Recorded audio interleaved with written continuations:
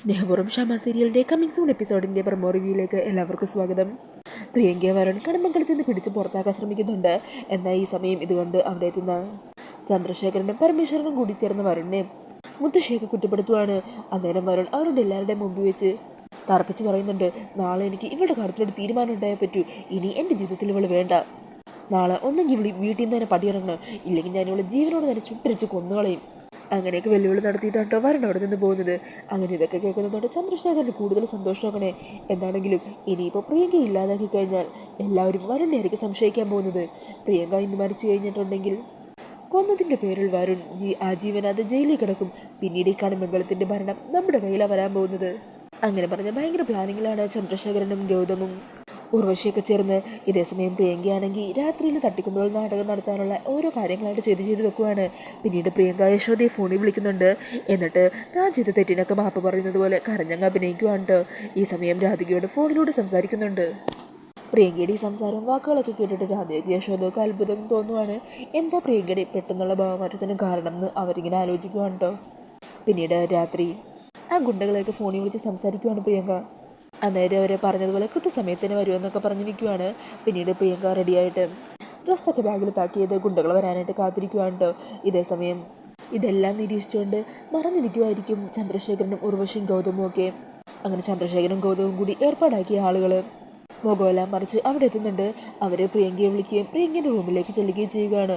അങ്ങനെ അവർക്ക് പ്രിയങ്ക വരാനുള്ള വഴിയൊക്കെ കാണിച്ചു കൊടുക്കുകയും ശേഷം പ്രിയങ്ക ബാഗ് കൊടുത്ത് അവർക്കൊപ്പം അവിടെ നിന്ന് ഇറങ്ങുകയും അവരുടെ വണ്ടി കയറി അവിടെ നിന്ന് പോവുകയും ചെയ്യുന്നുണ്ട് കേട്ടോ.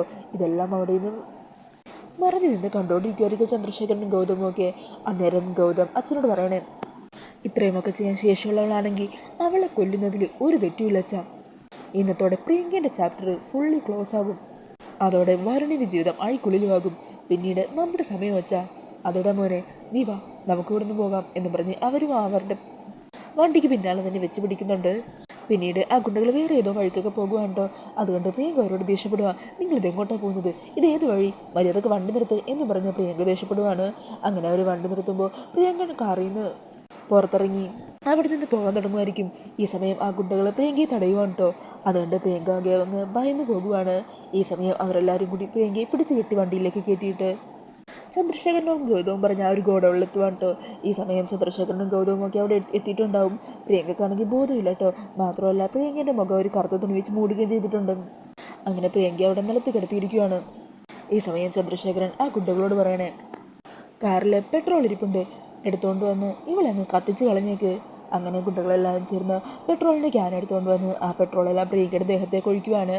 എന്നിട്ട് ചന്ദ്രശേഖരൻ തന്നെ തീപ്പെട്ടിയെടുത്ത് അതിങ്ങനെ കൊളുത്തി നിൽക്കുന്ന ആ ഒരു സീനാണ് പ്രൊമോയിൽ കാണിക്കുന്നത്.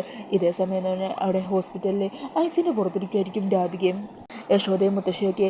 ഈ സമയം രാധിക അമ്മയുടെ തോളിൽ കിടന്ന് ചെറുതായിട്ട് മയങ്ങുമായിരിക്കും. പെട്ടെന്ന് രാധിക എന്തൊരു ദുസ്വപ്നം കണ്ടിട്ട് ഞെട്ടി എണീക്കുക. പ്രിയേ എന്നും വിളിച്ച് അലറിയാണ്ടോ രാധിക എണീക്കുന്നത്. അന്നേരം യശോദയൊക്കെ എന്താ കാര്യം എന്ന് അന്വേഷിക്കുക. ആ സമയം രാധിക പറയണേ, അമ്മേ പ്രിയക്ക് എന്തോ ഒരു ആപത്ത് പറ്റുന്നത് പോലെ ഒരു ദുസ്വപ്നം കണ്ടു, എന്തോ ഉള്ള കിടന്ന് വല്ലാതെ പിടക്കുവാണ്, അവൾക്ക് എന്തെങ്കിലും കുഴപ്പമുണ്ടാകുമോ. അതായിട്ട് മുത്തശ്ശിക്കാണെങ്കിൽ അങ്ങ് ദേഷ്യം വന്നിരിക്കുമോ. ഒന്നാമത് പ്രിയങ്ക ഇവിടെ വിട്ടു പോകുന്നതിൻ്റെ ടെൻഷനിലാണല്ലോ മുത്തശ്ശി. അങ്ങനെ രാധികയുടെ ഈ പറച്ചിലും കൂടി കേൾക്കുമ്പോൾ മുത്തശ്ശി രാധികയോട് ദേഷ്യപ്പെടുക. നിൻ്റെ മനസ്സിലിരിപ്പ് അങ്ങനെ എന്തെങ്കിലും ആയിരിക്കണം. പ്രിയങ്ക മോൾക്ക് എന്തെങ്കിലും സംഭവിക്കണം, എന്നാലല്ലേ നിനക്ക് ആ വരുണിൻ്റെ ഒപ്പം ജീവിക്കാൻ പറ്റൂ. അതുകൊണ്ട് നീ അവൾക്ക് ദോഷം വരുത്താൻ പ്രാർത്ഥിച്ചുകൊണ്ടിരിക്കുമല്ലോ. അങ്ങനെ ഓരോന്നൊക്കെ പറഞ്ഞ് രാധികയെ കുറ്റപ്പെടുത്തുന്നുണ്ടോ മുത്തശ്ശി. ഈ സമയം രാധികയാണെങ്കിൽ വല്ലാതെ ടെൻഷനിലാണ്. അന്നേരം യശോദ ഓരോന്നൊക്കെ പറഞ്ഞ് രാധികയെ ആശ്വസിപ്പിക്കുന്നുണ്ട്. പിന്നീട് അടുത്ത ദിവസം രാവിലെ പ്രിയങ്കയെ കാണാനില്ല എന്നുള്ള വാർത്ത കടമംഗലത്ത് എല്ലാവരും അറിയുവാണ്. ഇതറിയുന്നതും പരമേശ്വരനും പത്മിനിയൊക്കെ വരുണിനെ ചോദ്യം ചെയ്യുന്ന മറ്റുമുണ്ട്. ഇതേസമയം അടുത്ത ദിവസം ആ ഹോസ്പിറ്റലിൽ രാധികയും എന്തോ ചില കാര്യങ്ങളൊക്കെ അറിഞ്ഞ് വല്ലാതെ ടെൻഷനിൽ നിൽക്കുന്നതും ഒക്കെയാണ് കമ്മിങ് സൂൺ പ്രൊമോയിൽ കാണിക്കുന്നത്. അപ്പോൾ ഈ ഒരു പ്രൊമോ റിവ്യൂ ഇഷ്ടമായിട്ടുണ്ടെങ്കിൽ മറക്കാതെ വീഡിയോ ഒന്ന് ലൈക്ക് ചെയ്യണേ. ഇതുപോലുള്ള കൂടുതൽ റിവ്യൂസിനായിട്ട് ഈ ചാനൽ ഒന്ന് സബ്സ്ക്രൈബ് ചെയ്തും കൂടി സപ്പോർട്ട് ചെയ്യണേ. Thank you.